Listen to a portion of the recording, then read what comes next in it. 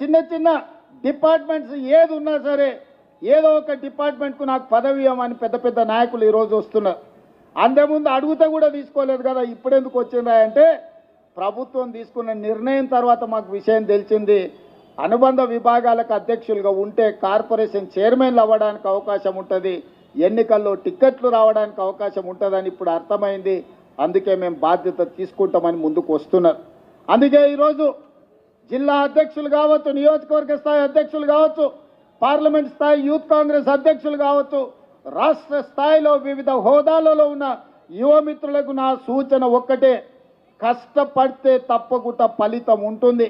కష్టపడ్డోని కాపాడుకునే బాధ్యత కాంగ్రెస్ పార్టీ తీసుకుంటుంది.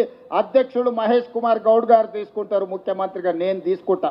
కష్టపడకుండా నాయకుల చుట్టూతో తిరుగుతాం, నాయకులకు ఫ్లెక్సీలు కడతాం, కనపడినప్పుడు దండం పెడతాం, దండలేస్తామని ఎవరన్నా అనుకుంటే పదవులు మర్చిపోండి. మీరు దండం పెడితే నేను 2 సార్లు దండం పెడతా, కానీ పదవి మాత్రం ఇయ్య. ఎవరైతే సమస్యల మీద పార్టీ పక్షాన వీధి పోరాటాలు చేస్తారో, ప్రజా సమస్యల మీద ప్రజల దగ్గరికి వెళ్ళి అండగా నిలబడతారో వాళ్ళకే ఈ ప్రభుత్వంలో గుర్తింపు ఉంటుంది.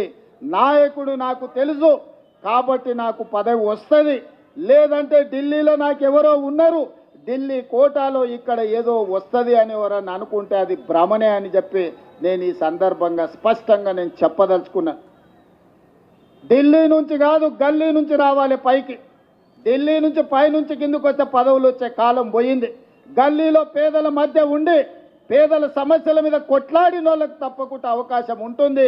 ఖానాపూర్లో మనం ఒకరికి ఎమ్మెల్యే టికెట్ ఇచ్చిన వెడమ బొజ్జు అని, ఇందిరమ్మ ఇంట్లో ఉండే ఒక యువకుడికి ఈరోజు ఎమ్మెల్యే టికెట్ ఇస్తే ప్రజలు గెలిపించారు.